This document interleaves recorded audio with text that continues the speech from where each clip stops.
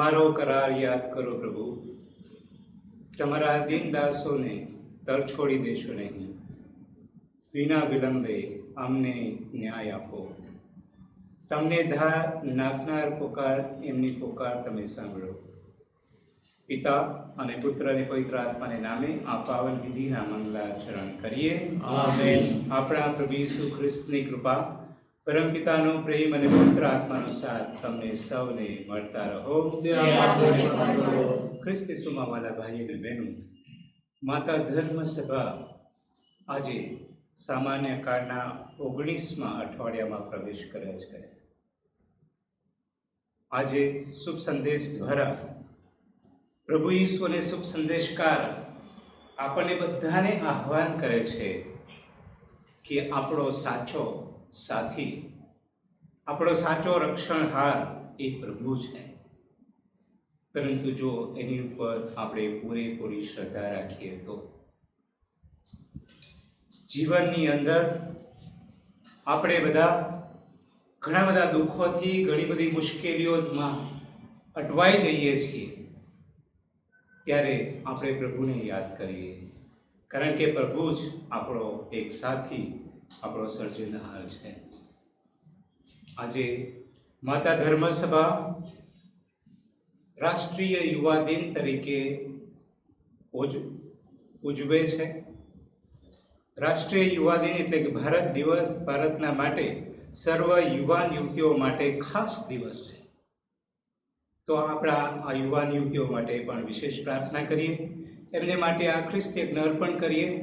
અને એ યુવાધન, આપણા દેશનું યુવાધન, સમાજનું, ધર્મનું અને રાષ્ટ્રનું ખરેખરનું ધન બને, એને માટે વિશેષ પ્રાર્થના કરીએ.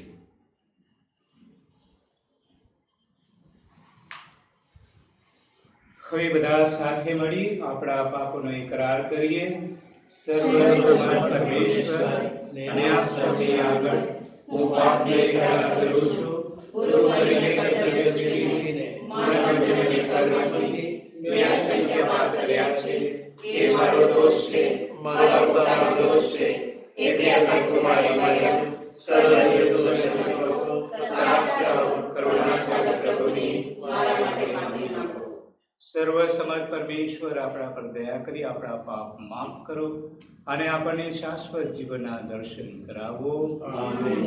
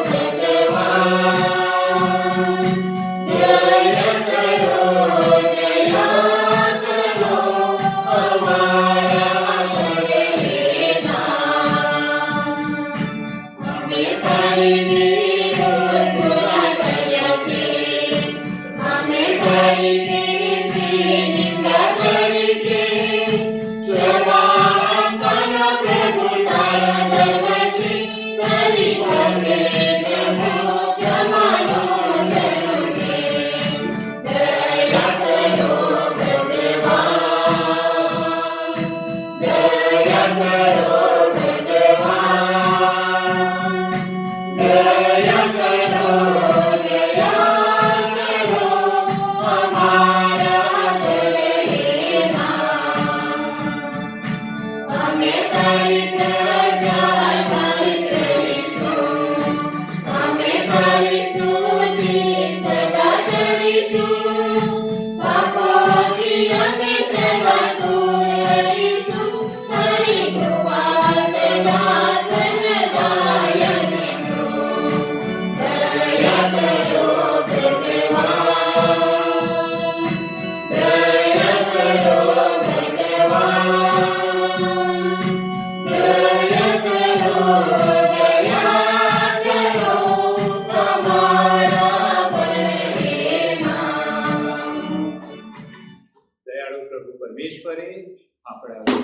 કર્યા છે, તો આનંદ ભર્યા હૈયે એમનો જય જયકાર કરીએ.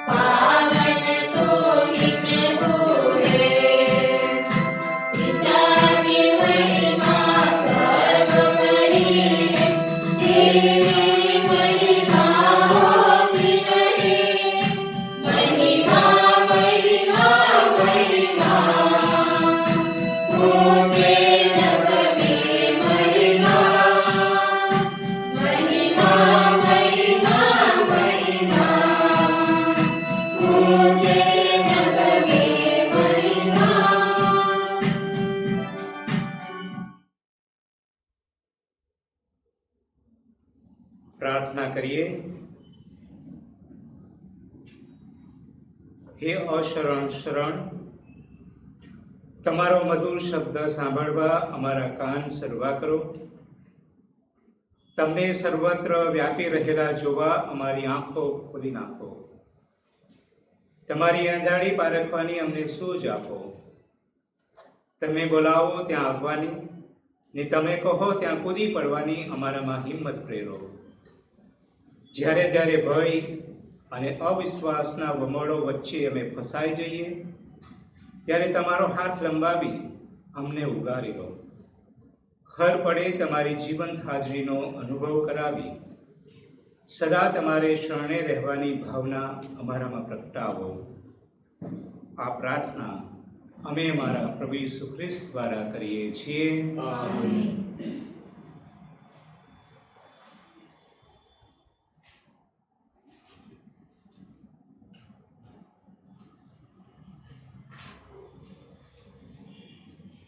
પહેલો શાસ્ત્ર પાઠ રાજાઓના પહેલા ગ્રંથમાંથી પાઠ અધ્યાય 19 કડી 9 કડી 11 થી 13.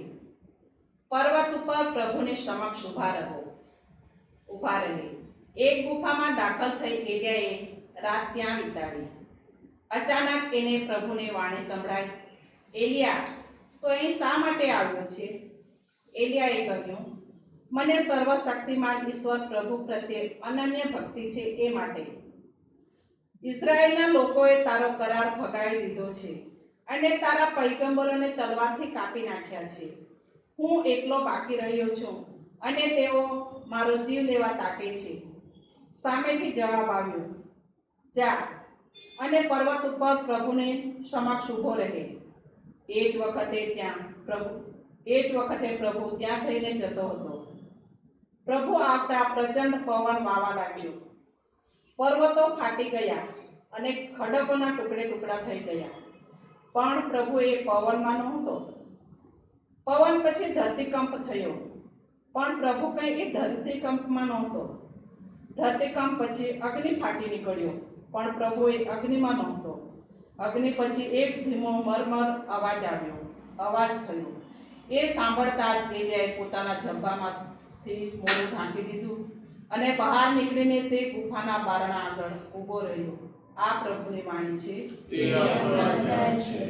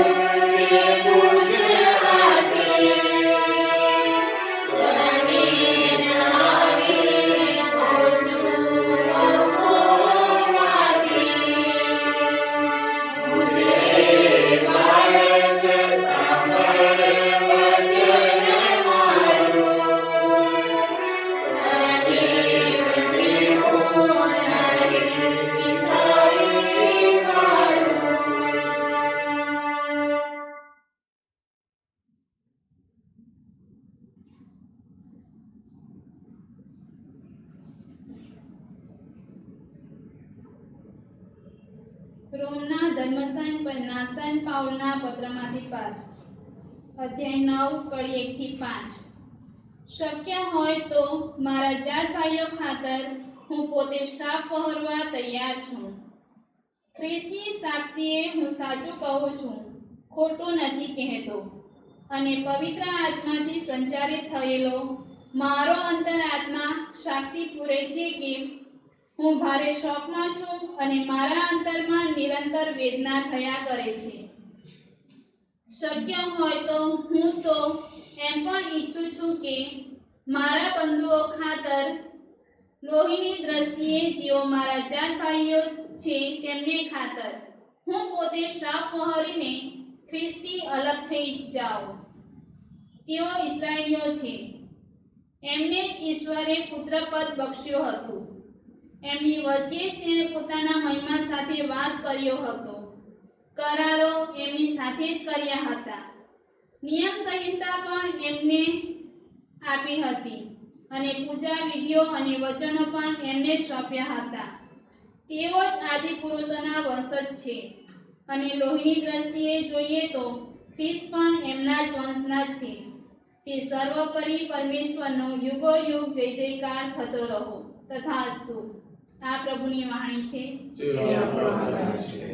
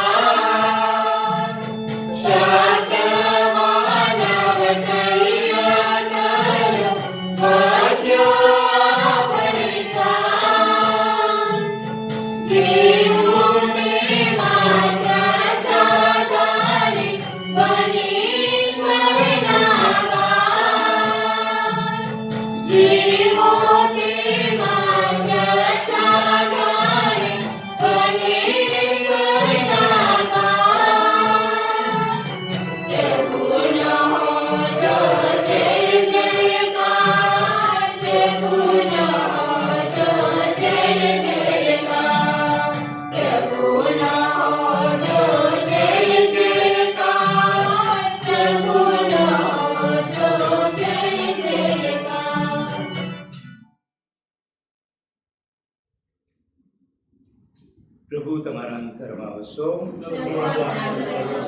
ભગવાન ઈસુ ખ્રિસ્તનો શુભ સંદેશ સંત માથીના શુભ સંદેશમાંથી પાઠ.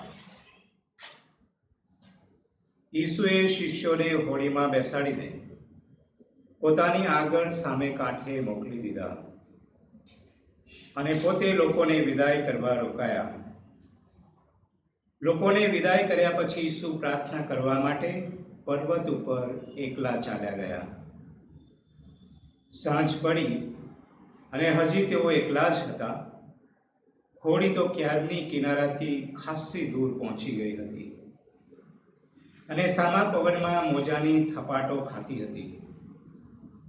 રાતના ચોથા પહોરે ઈસુ સરોવર પર ચાલતા શિષ્યો પાસે આવી પહોંચ્યા. તેમને સરોવર ઉપર ચાલતા જોઈને શિષ્યો ભયભીત થઈ ગયા અને બીકના માર્યા બૂમ પાડી ઉઠ્યા, ભૂત, ભૂત! પણ તે જ ક્ષણે ઈસુએ તેમને કહ્યું, હિંમત રાખો, એ તો હું છું, બીશો નહીં. ત્યારે પિતરે સામેથી કહ્યું, પ્રભુ, આપ હો તો મને પાણી ઉપર આપની પાસે આવવાની આજ્ઞા કરો. ઈસુએ કહ્યું, આવો. એટલે પિતર હોડીમાંથી ઉતર્યો અને પાણી પર ચાલતો ઈસુ પાસે જવા લાગ્યો. પણ પવનને તોફાને ચડેલો જોઈને તે બી ગયો અને ડૂબવા લાગ્યો અને બૂમ પાડી ઉઠ્યો, પ્રભુ, બચાવો, બચાવો! તરત જ ઈસુએ હાથ લાંબો કરીને તેને પકડી લીધો અને કહ્યું, અરે અશ્રદ્ધાળુ, તે શંકા કેમ આણી? પછી તેઓ બંને હોડીમાં ચડી ગયા, એટલે પવન પડી ગયો. હોડીમાં હતા તેઓ ઈસુને પગે પડ્યા અને કહેવા લાગ્યા, સાચે જ આપ ઈશ્વરના પુત્ર છો. આ પ્રભુની વાણી છે. તે આપણા આધાર છે.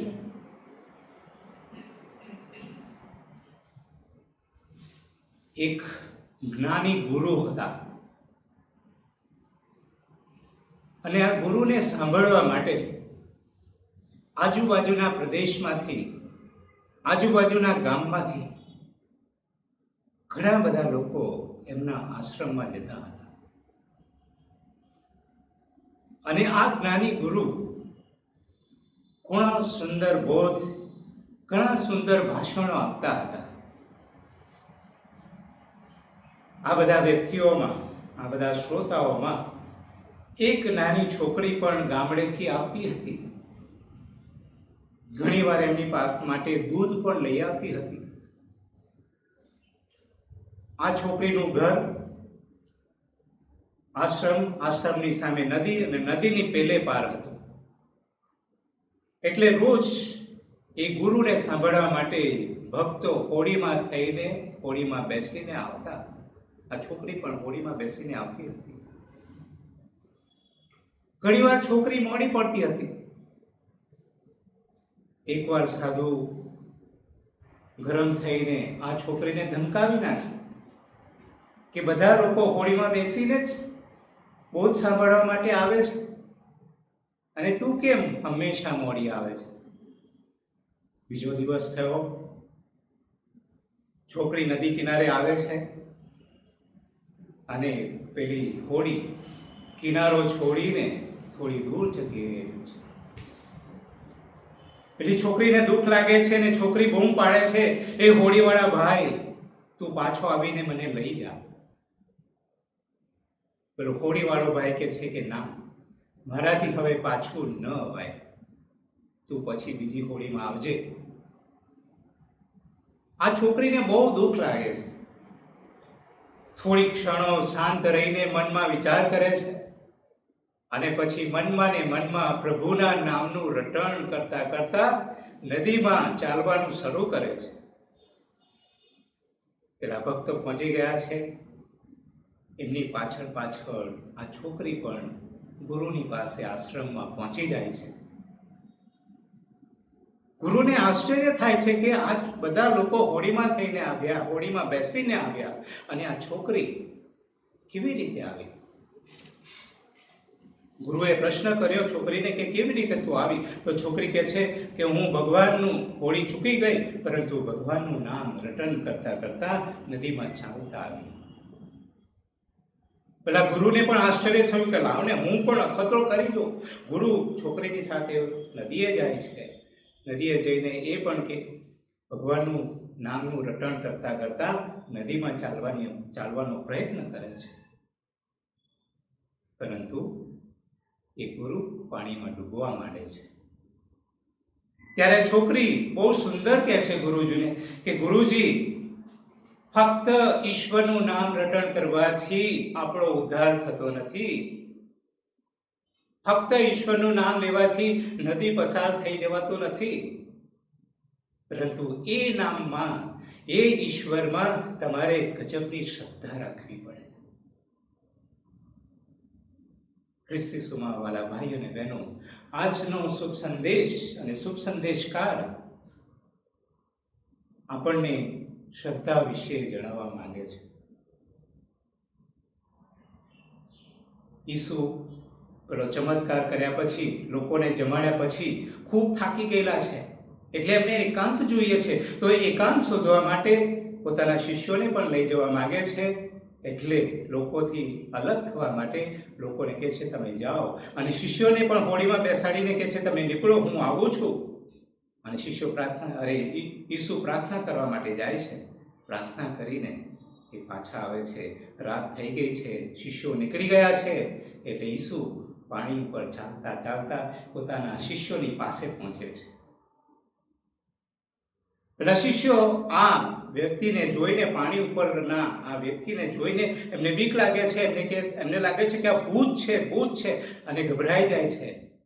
પણ ઈસુ કહે છે ના, બીસો નહીં, હું ઈસુ છું. ત્યારે પિતર કહે છે કે પ્રભુ તમે આજ્ઞા કરો તો હું તમારી સાથે આવું. અને પ્રભુ ઈસુ કહે છે કે આવ, અને એ ચાલે પણ છે.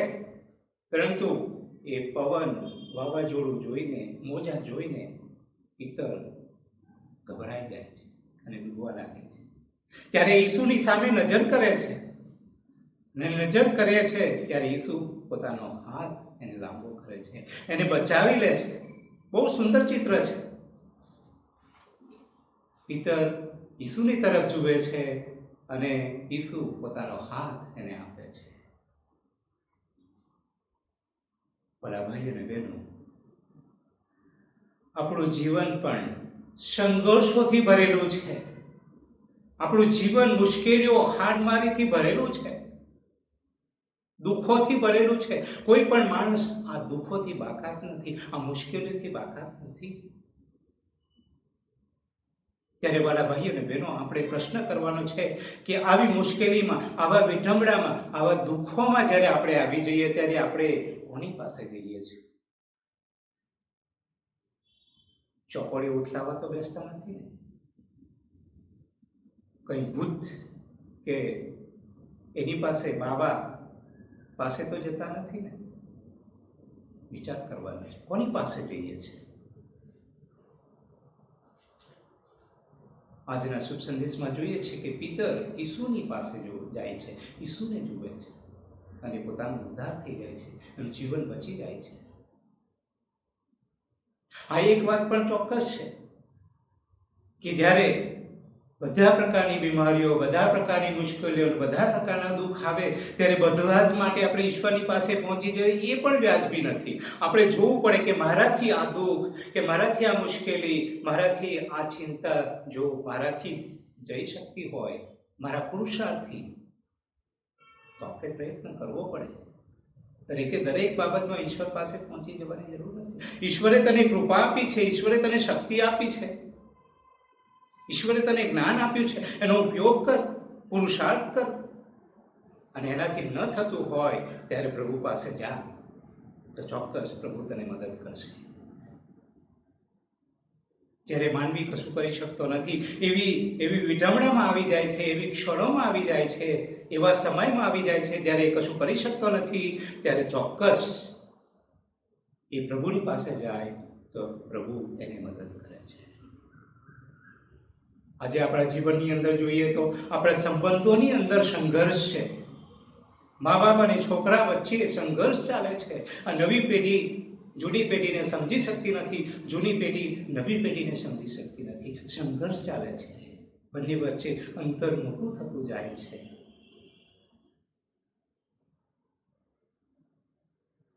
તો આપણે એ સમયમાં કોઈ પણ એક પાર્ટી પ્રયત્ન કરતી હોય, મા બાપ પ્રયત્ન કરતા હોય, કે બાળકો પ્રયત્ન કરતા હોય, પડોશીઓ કે દુશ્મનો પ્રયત્ન કરતા હોય, અને જો એમાં કોઈ ફળ પ્રાપ્ત ન થતું હોય તો ચોક્કસ આપણે પ્રભુ પાસે જવું જોઈએ, પિતરની જેમ. તો ચોક્કસ આપણો ઉદ્ધાર થઈ શકે છે. અને એટલે જ શુભ સંદેશકાર અને આજે આપણને સંદેશ મળે છે કે જો આપણી પાસે પ્રભુ ઈસુ હોય અને આપણે એ ઈસુ સાથે હોઈએ તો આપણા જીવનમાં ફાયદો જ ફાયદો છે. ઈસુ કોર્ટમાં આવી ગયા, હોળીમાં આવી ગયા શિષ્યો સાથે, બધું જ શાંત થઈ જાય છે, બધું જ શાંત થઈ જાય છે. અને એ જ સૌથી મહત્વનું છે. ઈસુ પાણી પર ચાલે છે બરાબર છે, પણ સૌથી મહત્વનું કે જ્યારે ઈસુ શિષ્યો પાસે આવી જાય છે ત્યારે પવન પણ શાંત પડી જાય છે, મોજા પણ શાંત પડી જાય છે, દરિયો પણ શાંત પડી જાય છે. ઈસુ જો સાથે હોય અને આપણે ઈસુ સાથે હોય તો બધું જ સારું થતું હોય છે. પેલા ભાઈ અને બહેનો, આજે 19મા રવિવારે ભારતની માતા ધર્મસભા રાષ્ટ્રીય યુવા વર્ષ ઉજવે છે. તો યુવા માટે મારે એક જ સંદેશ આપવો છે, એક જ વ્યક્તિનું યાદ કરાવવું છે યુવા માટે, જે 19મી સદીમાં એ માણસ થઈ ગયો. એ માણસ સામાન્ય માણસ હતો, ગરીબ કુટુંબમાંથી આવતો હતો, ઘણો બધો નિષ્ફળ ગયો પોતાના જીવનમાં, પરંતુ એ થાક્યો નથી અને પોતાના જીવનમાં એ પ્રગતિ કરી શક્યો છે. એ બીજો કોઈ વ્યક્તિ નહીં પરંતુ અમેરિકાનો આબ્રાહમ લિંકન. 19મી સદીમાં સર્વશ્રેષ્ઠ પ્રમુખ તરીકે એને યાદ કરવામાં આવે છે. ગરીબ કુટુંબમાં ઉછર્યો હતો, નાનપણમાં જ એના માથે જવાબદારી આવી ગઈ. નોકરીની શરૂઆત કરે છે, નોકરીમાં નિષ્ફળ જાય છે, ઘણીવાર અલગ અલગ કંપનીઓમાં જાય છે, નિષ્ફળ જાય છે. ધંધા માટે શરૂઆત કરે છે, ધંધામાં નિષ્ફળ જાય છે. એકવાર ધંધો શરૂ કર્યો, નિષ્ફળ ગયો, બીજી વાર શરૂ કર્યો, નિષ્ફળ ગયો, પરંતુ ચાલુ છે. 9 વખત ચૂંટણીમાં ઊભા રહીને એ માણસ હારી ગયો, પરંતુ એ માણસ સંઘર્ષ કરવાનું, પુરુષાર્થ કરવાનું ભૂલતો નથી. મંડ્યો જ રહે છે, ખંતથી મંડ્યો રહે છે અને આખરે એ માણસ અમેરિકાનો સર્વશ્રેષ્ઠ પ્રમુખ 19મી સદીમાં બની જાય છે. આજે પણ અમેરિકાના વ્હાઇટ હાઉસની અંદર એ માણસની જીવન રેખા ત્યાં લખાયેલી છે, એને જોવા મળે છે. એ થાક્યો નથી. આજનું યુવાધન ઘણીવાર એમના જીવનમાં કશું સફળ થતું નથી ત્યારે એ નાસીપાસ થઈ જાય છે અને પોતાના જીવનના અંત લાવવા માટે ઊભો થાય છે. આવા ઘણા બધા ઉદાહરણ છે કે જે ખરેખર પુરુષાર્થ કરીને, સાહસ કરીને, ઘણા બધા પ્રયત્નો કરીને પોતાના જીવનની અંદર પોતાનું જે સપનું હતું એ સપનાને સાકાર કરીને બતાવે છે. તો યુવા પેઢી, આજે આપણે હારી જવાની જરૂર નથી. પીટર આપણને યાદ દેવડાવે છે, અબ્રાહમ લિંકન આપણને યાદ દેવડાવે છે કે જીવનમાં પડી જવાથી એ આપણું અંત નથી. જીવનમાં પડી જઈએ, ઠોકર ખાઈને પડી જઈએ, પરંતુ ઊભું થવું એ તમારી જવાબદારી છે અને ઊભા થઈને ચાલવા માંડીશું તો ચોક્કસ આપણને પ્રગતિ મળશે. તો આજે આપણે યુવાધન માટે, ભારતના યુવા યુવતીઓ માટે વિશેષ પ્રાર્થના કરીએ કે તેઓ પ્રભુમાં વિશ્વાસ ધરાવે. દરેક વ્યક્તિને, ખાસ કરીને જૂની પેઢીને એ સમજે, જીવનની મુશ્કેલી અને હાડમારીમાં તેઓ થાકી ના જાય, નાસીપાસ ના થઈ જાય, પરંતુ પ્રભુ ઉપર પૂરી શ્રદ્ધા રાખીને એ જીવનની અંદર સંઘર્ષ કરે. એ માટે વિશેષ પ્રભુને પ્રાર્થના કરીએ.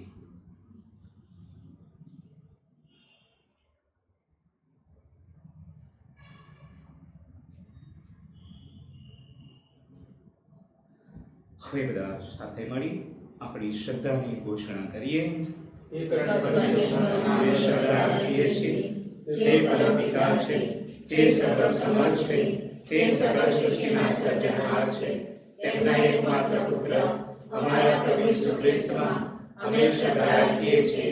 પવિત્ર આત્માને પ્રતાપે તે કુમારી મરિયમને કોળે જન્મ્યા, પિલાતના દુઃખને ભર્યા, ક્રુસે ચડાયા, મોતને શરણે થયા, કબરે રખાયા, મૃત્યુલોકમાં ઉતર્યા, ત્રીજે દિવસે ફરી સજીવ થયા, તે સ્વર્ગે સિધાર્યા, તે સર્વસમર્થ પિતા પરમેશ્વરની જમણે આસને બિરાજે છે અને ત્યાંથી જીવતા અને મરનારનો ન્યાય કરવા ફરી આવનાર છે. પવિત્ર આત્મામાં અમે શ્રદ્ધા રાખીએ છીએ. પવિત્ર અને નિષ્કપટ સભા, પુણ્યજનોનો સત્સંગ અને પાપોની માફી માંગીએ છીએ. દેહના પુનરુત્થાનનો તથા જીવનનો ઇકરાર કરીએ છીએ. આમીન. પ્રિય ભાઈઓ અને બહેનો, આપણી માતા ધર્મસભાના કલ્યાણ અર્થે ને બધા મનુષ્યોની મુક્તિ માટે આપણે એક ચિત્તે પરમપિતાની આગળ આપણી અરજો રજૂ કરીએ. તમારો જવાબ: પ્રભુ દયા કરી અમારી અરજ સાંભળો. દુનિયામાં બધા દેશોમાં કામ કરી રહેલી ધર્મસભાની પ્રભુ સંભાળ લો. એને એક અને અખંડ રાખે, શાંતિ અને સલામતી બક્ષે, એના તમામ અવરોધો દૂર કરે ને એનું સેવા કાર્ય સરળ બનાવે એ માટે પ્રભુને પ્રાર્થના કરીએ. પ્રભુ દયા કરી અમારી અરજી સાંભળો. કોઈ પણ દેશ બહારના હુમલાનો ભોગ ન બને, બધી પ્રજા અંદરો અંદર સંપીને રહે તથા વિશ્વ કુટુંબની ભાવના હૈયે રાખી દુનિયામાં સુખ સમૃદ્ધિ વધારે એ માટે પ્રાર્થના કરીએ. પ્રભુ દયા કરી અમારી અરજી સાંભળો. ઈશ્વર ભીડમાં આવી પડેલા સૌની વહારે આવે. ખાસ કરીને કોરોના વાયરસની અંદર ભેળાયેલા આપણા ભાઈ બંધુઓ, ઘણી જગ્યાએ અતિવૃષ્ટિને લીધે પૂરની અંદર સપડાયેલા આપણા ભાઈ બહેનો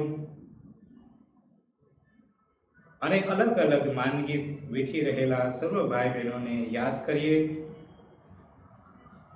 પ્રભુ એમની ઉપર દયા લાવીને સૌની જરૂરિયાત પૂરી કરે તથા તેમની નાની મોટી ચિંતાઓ દૂર કરે એ માટે પ્રાર્થના કરીએ. પ્રભુ દયા કરી અમારી અરજી સાંભળો. આપણી અંગત અરજો પ્રભુના શરણમાં લાવીએ. હે સર્વશક્તિમાન પ્રભુ પરમેશ્વર, આટલી અરજો અને વિનંતીઓ તમારા ચરણોમાં સમર્પિત કરીએ છીએ.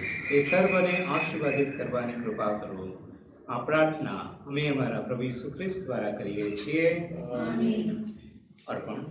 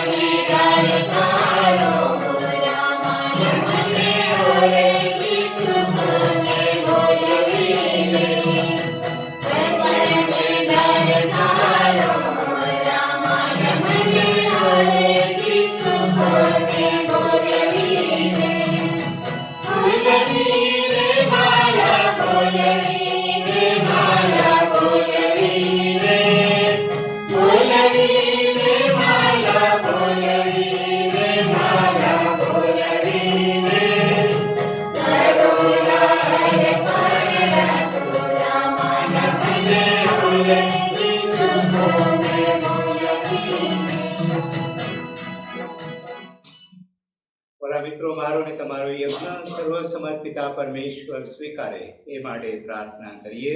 પરમેશ્વર પોતાના સ્મરણને મહિમાર્થે આપણા પ્રેમને વિધિવત સેવાના કલ્યાણાર્થે અયરાના પ્રભુને સ્વીકારો.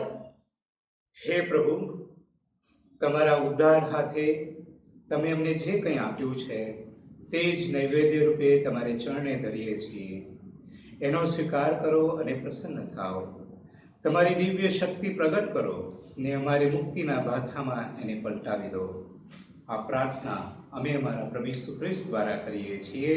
આમીન. પ્રભુ તમારા અંતરમાં વસો. પ્રભુ આપણા અંતરમાં વસો. સવિશ્વનું ધ્યાન ધરો. અમારું ધ્યાન ઈશ્વરમાં છે. પિતા પરમેશ્વરની આભાર સ્તુતિ કરીએ. એ જ આપણી પોતાની જે આપણો ધર્મ છે.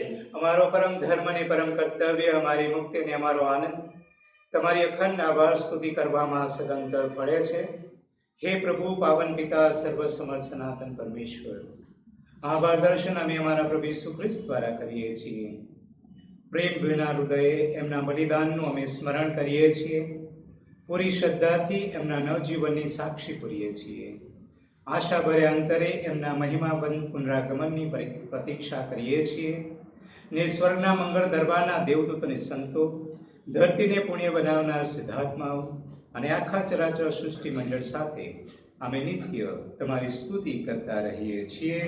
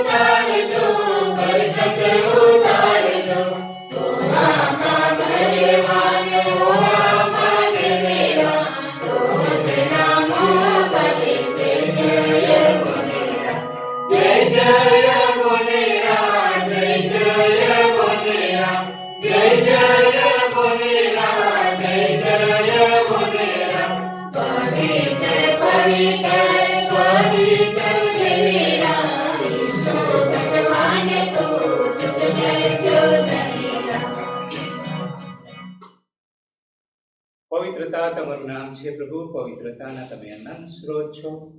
તમારા આત્માના સંચારથી આ નિર્વેદને પવિત્ર કરો, જેથી તે અમારે માટે અમારા પ્રભુ ઈસુ ખ્રિસ્તના સાક્ષાત દેહ રક્ત બની જાય.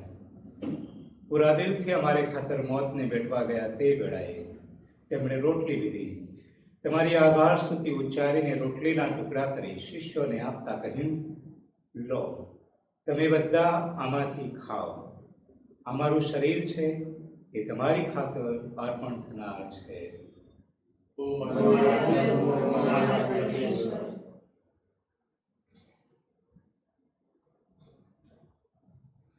એ જ રીતે ભોજન પછી તેમણે પ્યાલો લીધો, ફરી તમારી આભાર સ્તુતિ ઉચ્ચારીને શિષ્યોને આપતા કહ્યું, લો, તમે બધા આમાંથી પીઓ. અમારા લોહીનો પ્યાલો છે, નવા અને શાશ્વત કરારનું અમારું લોહી છે. એ તમારી અને સૌ માનવની ખાતર પાપ મુક્તિની અર્થે રડાવવાનું છે. મારા સ્મારક તરીકે આ કરતા રહેજો.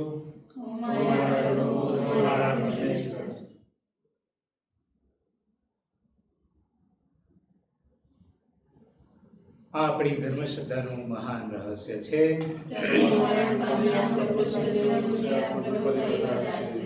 તમારા પુત્રના મરણ અને પુનરુત્થાનનું સ્મરણ કરીને તમને હે પિતા આ શાશ્વત જીવનદાયી રોટલીને સનાતન મુક્તિનો પ્યાલો અર્પણ કરીએ છીએ. તમારા સાનિધ્યમાં આવી તમારી સેવા પૂજા કરવા તમે અમને લાયક ગણ્યા, એ માટે અમે તમારો આભાર માનીએ છીએ અને તમારે ચરણે પડીને વિનંતી કરીએ છીએ કે અમે બધા ઈસુ ખ્રિસ્તના દેહ રક્તનો આહાર કરીને પવિત્ર આત્માના પ્રતાપથી એક બની જઈએ. હે પ્રભુ, દુનિયાભરમાં ફેલાયેલી તમારી ધર્મ સભાને યાદ કરો. એના વડા ધર્મગુરુ ફ્રાન્સિસને, અમારા ધર્માધ્યક્ષો ગોડફ્રી અને સ્ટાનિસ્લાવસને, સમગ્ર યાજ્ઞિક વર્ગને અને સૌ ભક્તજનોને તમારા પ્રેમનું પરમ વરદાન આપો. નવજીવનની આશાએ મૃત્યુ પામેલા અમારા આપ્તજનોને તેમજ તમામ સદગત ભાઈ બહેનોને યાદ કરો. એમના પર તમારા દર્શનનો અનંત પ્રકાશ પાત્રો. અમારા સૌની પર દયા કરો અને ઈષ્ટનેતા કુમારી મરિયમ, સંત યોસેફ, પુણ્યશ્લોક પ્રેષિતો ને યુગે યુગે તમને પ્રસન્ન કરનાર તમામ સંતોની સાથે અમને શાશ્વત જીવનના ધામમાં પ્રવેશ કરાવો તથા તમારા પુત્ર ઈસુ ખ્રિસ્ત દ્વારા તમારા અખંડ ગાન ગાવાનું સદભાગ્ય આપો.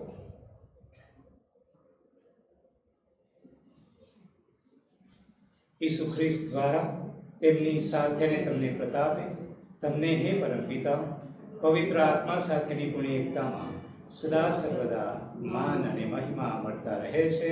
આમીન. યુગોના યુગ સુધી પિતા પરમેશ્વરનો મહિમા થતો રહે. આમીન. પ્રભુ ઈસુએ જે પ્રાર્થના પોતાના શિષ્યોને શીખવી હતી તે જ પ્રાર્થના પૂરી શ્રદ્ધાથી પરમપિતાને કરીએ. હે અમારા બાપ, તું સ્વર્ગમાં છે, તારું નામ પવિત્ર બનો, તારું રાજ્ય આવો, જે સ્વર્ગમાં તે પૃથ્વી પર તારી ઈચ્છા પૂરી થાવ. અમારી દરરોજની રોટલી આજને આપ, અને જે અમે અમારા અપરાધોની ક્ષમા કરીએ છીએ તેમ તું અમારા અપરાધોની ક્ષમા કર, અને અમને પરીક્ષામાં ન લાવ, પણ પ્રાર્થનાથી બચાવ. હે પ્રભુ ઈસુ ખ્રિસ્ત, તમારા શિષ્યોને તમે કહ્યું હતું, હું તમારે સારું શાંતિ મૂકતો જાઉં છું, મારી પોતાની શાંતિ તમને આપતો જાઉં છું. અમારા અપરાધો તરફ નહીં, પણ તમારી ધર્મસભાની શ્રદ્ધા તરફ નજર કરો, એને શાંતિ તથા એકતા બક્ષવાની કૃપા કરો. તમે પિતા અને પવિત્ર આત્માની સાથે સાક્ષાત પરમેશ્વર છો, સર્વના જીવનદાતા છો. આમીન. પ્રભુની શાંતિ તમારા અંતરમાં સર્વદા વસો. પ્રભુની શાંતિ આપના અંતરમાં સર્વદા વસો. હવે પરસ્પર શાંતિ શુભેચ્છા પાઠવીએ.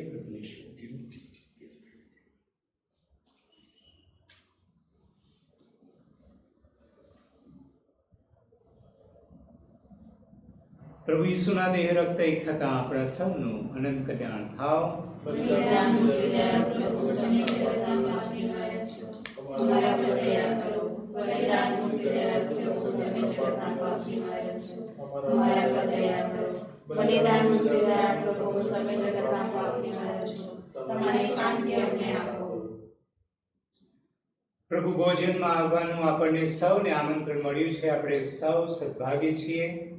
આ પરમ પવિત્ર બલિ, આ પાપ નિવારક, આ જગતના ઉદ્ધારક, પ્રભુ આપ મારી અંગે પધારો. એ મને અમારા નથી, પરંતુ આપના વચનથી જ મારા આત્માનું કલ્યાણ થશે.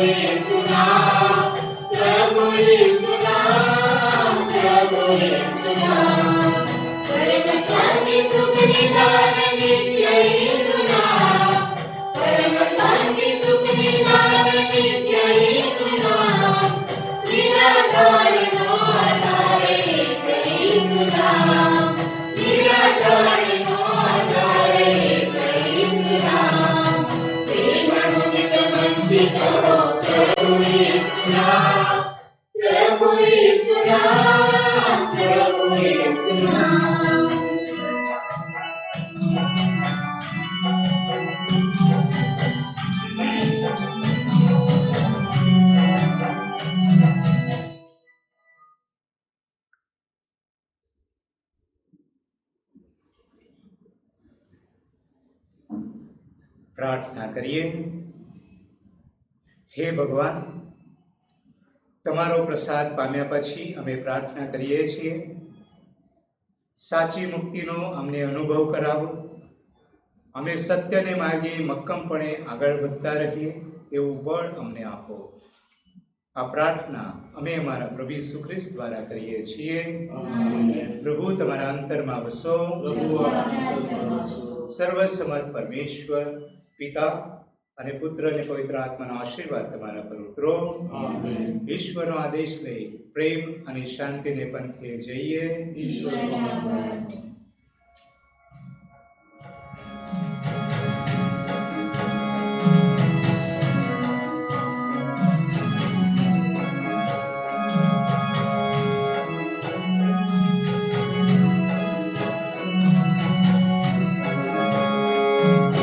પકડો પ્રભુજી હાથ મારો, પકડો પ્રભુજી હાથ મારો, જેમ પકડ્યો પિતર